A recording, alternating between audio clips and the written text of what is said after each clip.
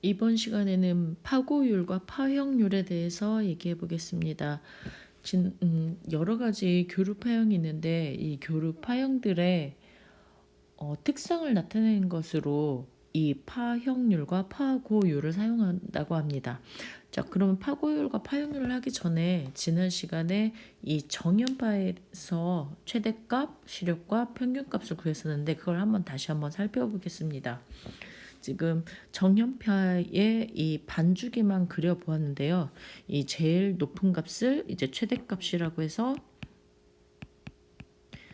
이제 전압도 Vm, 전류도 IM 기호를 나타냈고요.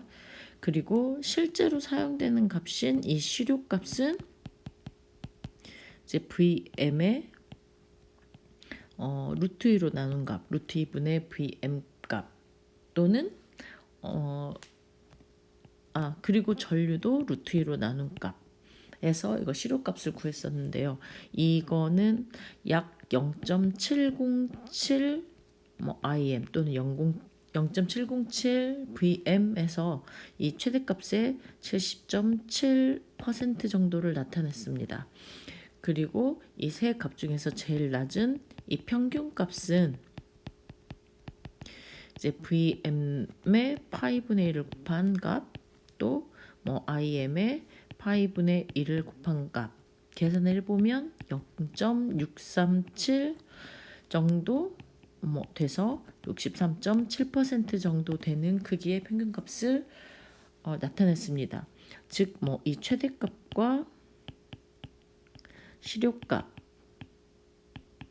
그리고 이 평균값 차이에는 이런 대소관계, 최대값이 가장 크고 평균값이 가장 작은 이런 관계를 가졌습니다. 자, 그러면 파고율과 파형률이 나타내는 것은 뭐냐면 이 파고율이라는 것은 이 순서대로 이 최대값을 시료값을 나눈 값, 즉 파고율은 실효값 중에 분의 이제 최대값 을 계산한 값이고, 이 파형률이라는 것은 이 아래 평균값과 시료값, 평균값분의 실효값을 나타낸 값이라고 합니다.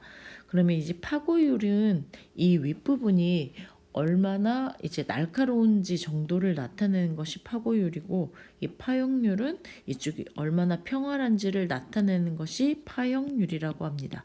그럼 이 파형률과 이제 파고율에서 이제 용어가 비슷해서 혼동할 수가 있는데, 이 최대값, 시료값, 평균값 이 크기로 놓은 상태에서 높을 고자는 이 위쪽, 즉 최대값 나누기 시료값 한 걸로 기억을 해두시면 좀 파고율과 파형률의 차이를 알 수 있겠네요. 그러면 이것이 이제 교류 파형의 특성을 나타내기 위해서 이 파고율과 파형률을 가지고 본다고 했는데, 우리는 지난 시간에 이 정연파 그림만 보았지만 실제로 이 교류 파형에는 다음과 같은 파형들이 있습니다. 대표적인 교류 파형만 일단 5가지로 보면, 먼저 지난 시간에 배웠던 정연파, 이거는 이제 평균값, 시료값. 자, 평균값이 시료값보다 작으니까 작은 것에서 큰 순서로 일단 써보겠습니다.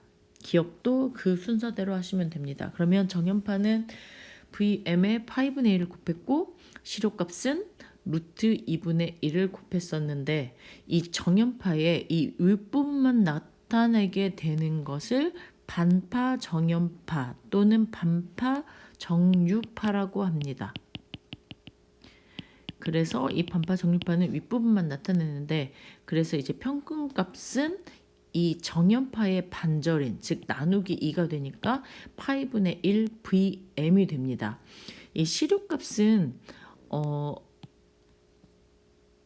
값의 제곱의 평균을 해서 루트를 씌운 건데, 이 반으로 나눈 것 역시 루트가 씌워져서 얘는 루트 2로 나눠진 걸로 보게 된다고 합니다. 여기는 2로 나눠졌지만, 그래서 루트 2로 나눠지니까 루트 2분의 1 VM에 다시 루트 2분의 1이 곱해져서 2분의 1 VM으로 나타나집니다. 그래서 반파 정연파는 파이분의 1 VM, 2분의 1 VM. 이걸 기억하지 못하더라도 정연파의 반, 그리고 뭐 2분의 1을 곱한다고 생각해도 되겠니? 그게 편하 2분의 1을 곱하고 루트 2분의 1을 곱한다고 생각하시면 됩니다. 그리고 이 파역률과 파고율을 이제 이 구형파로 기준을 삼는다고 하는데, 이 구형파가 이 평균값과 실효값이 이 최대값과 똑같은 VM을 나타냅니다. 즉, 이 구형파에서는 이 파고율도 똑같으니까 VM분의 VM이어서 1일 테고, 파형률도 VM분의 VM이어서 1이 되는데, 그래서 이 구형파를 이 파형률과 파고율을 기준으로 1.0으로 삼습니다.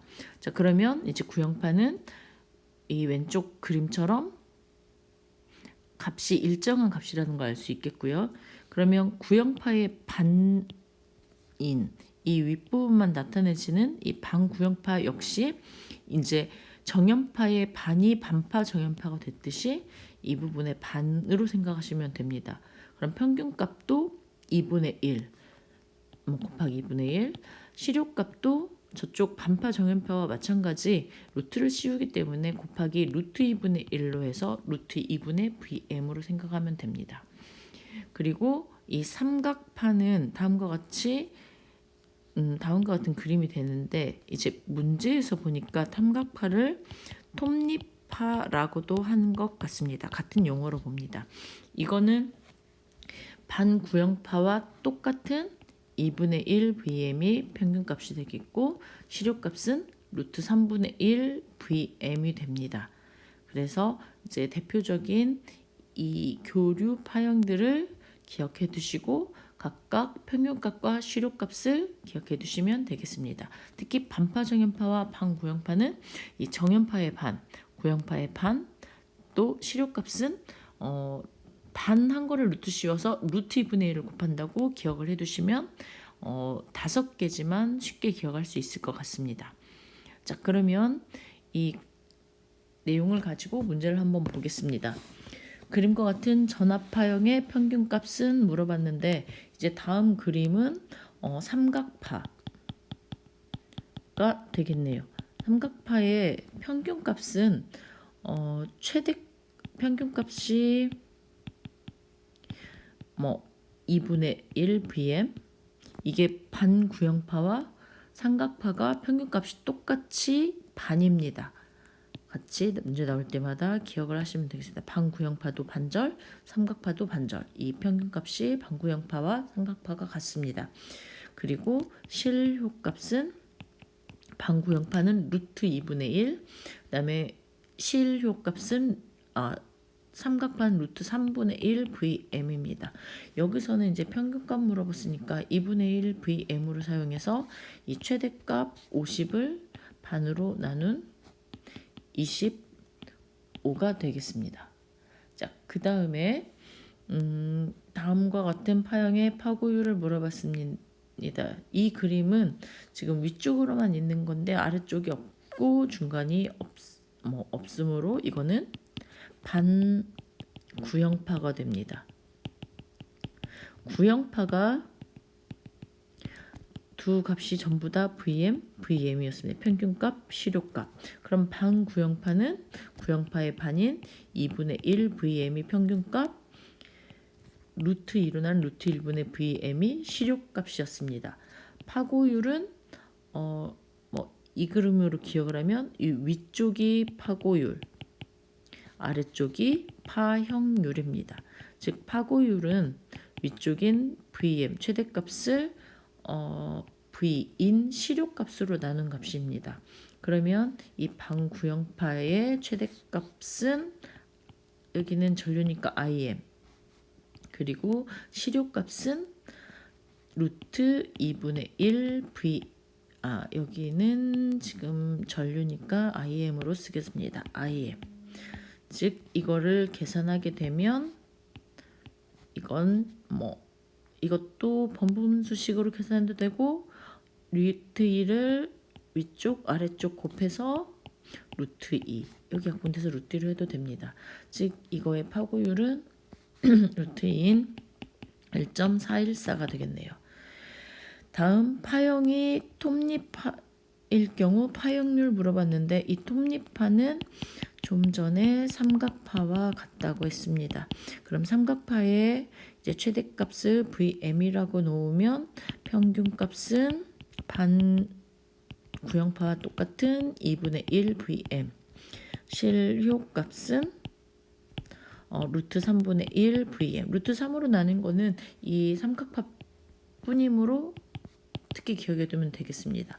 그럼 파형률은 이 두 번째 이 세 값 중에서 두 개를 나눈 값이기 때문에 실효값 루트 3분의 1 VM을 2분의 1 VM으로 나누면 될 것 같습니다. 그럼 VM 없어지고 분모 분자 루트 3분의 2 루트 3을 1.732로 계산해서 대략 계산해 보면 1.1547이 되고요.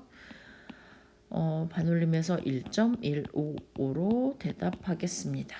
그래서 각각 파형률과 파고율의 의미도 알아야 되고 파형률과 파고율을 배우기 위해서는 이 대표적인 이 교류 파형의 모양과 각각의 평균값, 실효값을 기억해 두시면 되겠습니다. 이거 각각 그림 보여주시고 기억하시고 또 파고율과 파형률 이 위쪽 최대값 나누기 실효값이 파고율 실효값 나누기 평균값이 파형률이 되겠습니다. 오늘은 파고율과 파형률에 대해서 배워보았습니다.